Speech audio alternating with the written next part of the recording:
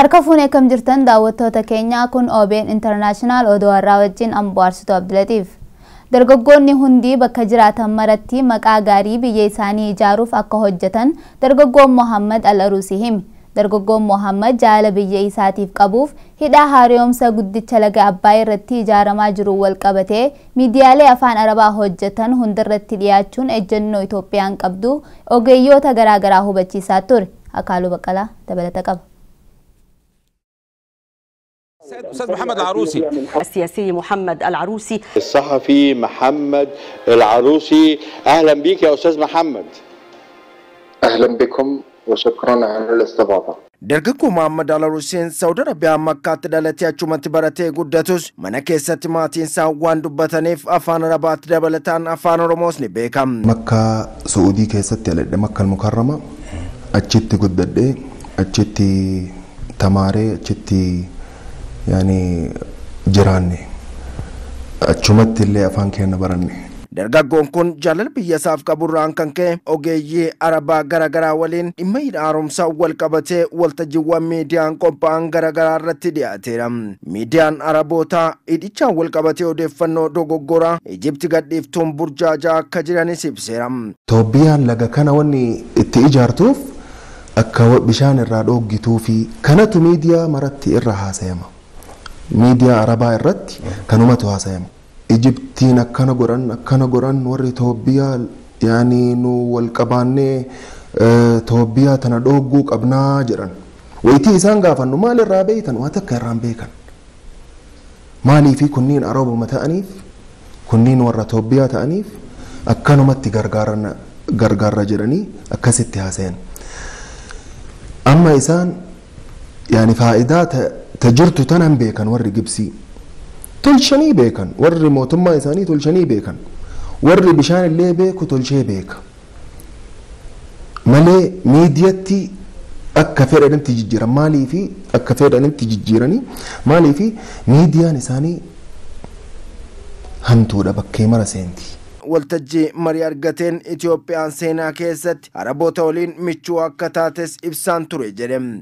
Nu nama bararuuf Itoophiyaan jirru nutu araba gargaaree wayitii islaamni nu bira seenee nutu warra islaamaa kanniin keessummeessee kuni waajiba kennallee beeytanii laa fakhri yaani arabiin jedhan yaani waajiba kenna biyyi teenna bararri irraan argamtu yoo rabbi jedhe.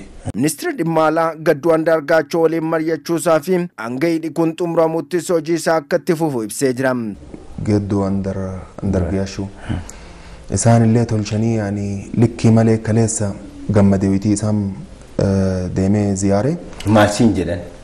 Nuu biyya teenna jaalannaa nuu biyyi teennaaf hin dalaynaa galatoomii yaani waliin taa'ee witii haasawine waan laga Abbaayii kanallee natti himanii akkanatu jira biyya teenna ofirraa dhoogginaa rakkoon hin jiru yaani likkii malee beekan waan argamaa jiru hatta biyya duniyaa keessatti mootummaan keenya diplomaasiin keenya warri diplomaasii keenya ijji isaanii eertuudha alhamdulillah hin argan waan biyyi itti jiru waan biyyi Itoophiyaa irra haasayu kanaaf jecha alhamdulillah nu amma wanni nu barbaachisu tolchinee wal qabannee tolchinee biyya teenya irraallee dhoogginee waan isaan jedhan akkuma isaan jedhan sanitti itti deebifna.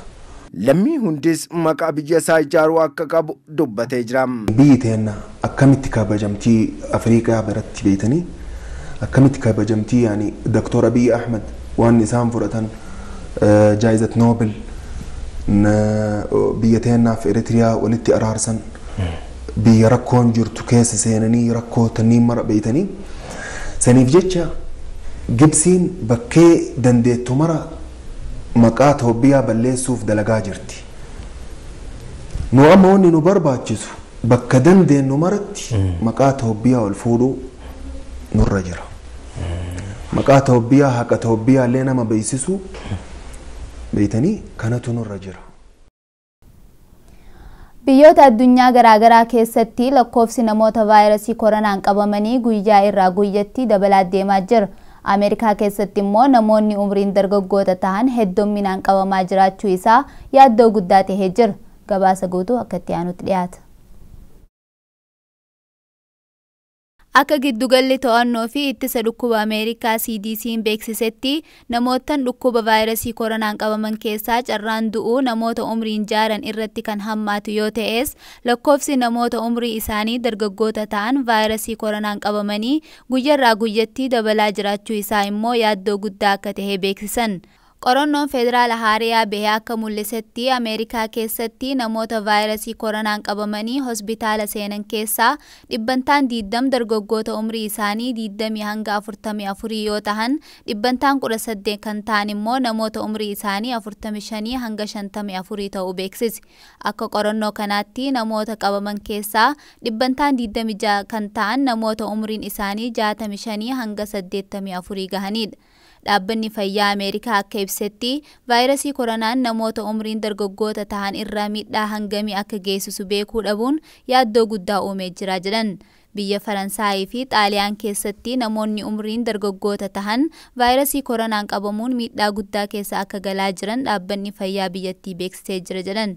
Namoota dhukkuba kanaan qabaman keessaa carraan du'uu kan namoota umriin jaaran yoo ta'u illee dargaggoonni dhukkuba kana irraa ciminaan of eeguu akka qaban dhaabbanni kun beeksisee jira.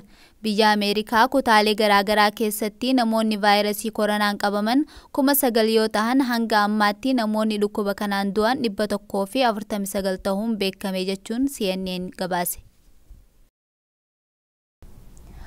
Sababa vaayirasii koronaa hojjettoonni mana ta'anii hojjetan carraa haleellaa toora intarneetiif saaxilamuu dabaluun beekame. Alamaayyoo Qannaa gabaasa dabalataa qaba.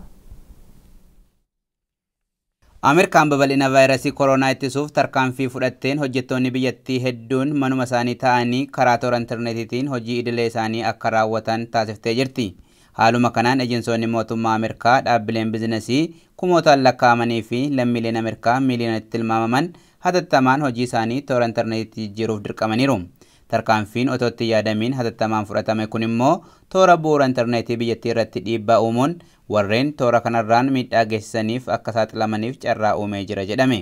Bu'uuruma kanaan hojjettoonni iimeelii abbaan isaa hin beekamne akka hin banne qondaaltonni nageenya intarneetii biyyattii akeekkachiisaa jiru.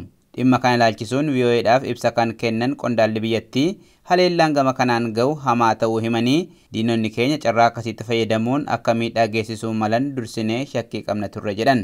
Dhaabbileen dhuunfaa nageenya toora intarneetii irratti hojjetanii fi FBI'n haleellaan kun akka raawwachaa jiru bira ga'uu himuun ergaa of eeggannoo dabarsaniiru.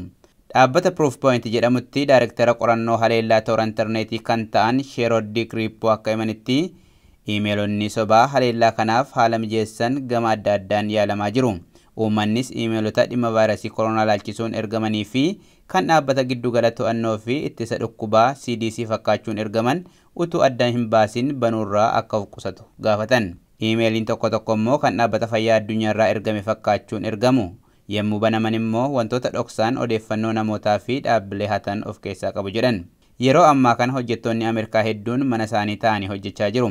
Teekinooloojii haleellaa toora intarneetii irraa isaan eegu kan waajjira isaaniitii qabaachaa turan mana isaaniitii hin qaban waan ta'eef rakkoo kanaaf akka saaxilaman himan.